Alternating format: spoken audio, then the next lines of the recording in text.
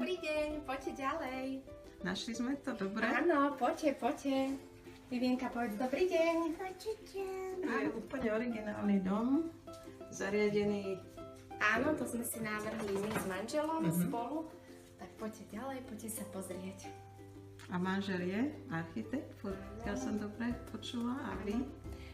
Ja som, dá sa povedať, že umelkyňa. Takže ste sa tak zradili, že aj to mužské, aj ženské. Áno. Manžel chcel industriálny štýl, ja som chcela niečo jemnejšie doniesť do nášho domu domov, nie len mať dom. Tak sme to takto trošku zladili. Vy ste si to navrhovali už keď bol dom postavený, alebo celú stavbu ste si navrhli? Celú stavbu sme si navrhli, takisto aj záhradu. To je naša spálňa. A z každej tej izby vlastne máte prechod do záhrady.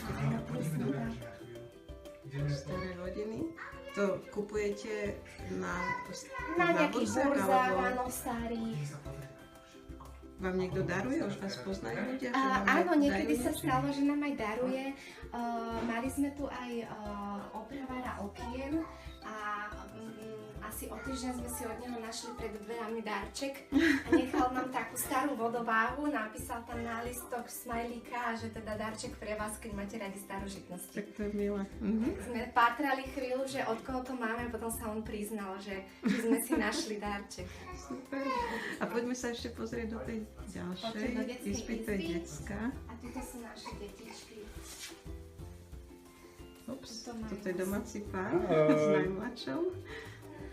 Postel. To je kráľovstvo. Autička. Ale vy tu máte ešte jednu špeciálnu miestnosť, však?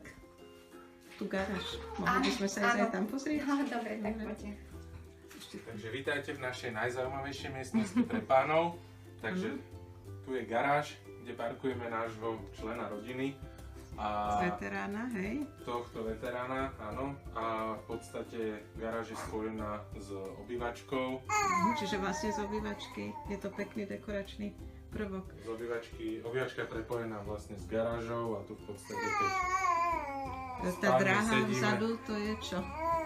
Brána vzadu, v podstate je to tapeta a fotka jednej zákruty z okruhom. Kde má hore dekorácie, rôzne kufre, lietadlá. Ešte čo to je také zaujímavé? Aha, čerpacia stanica. Áno, keďže benzín išiel hore, tak vlastne máme vlastnú čerpaciu stanicu a tu si tankujeme za polovicu.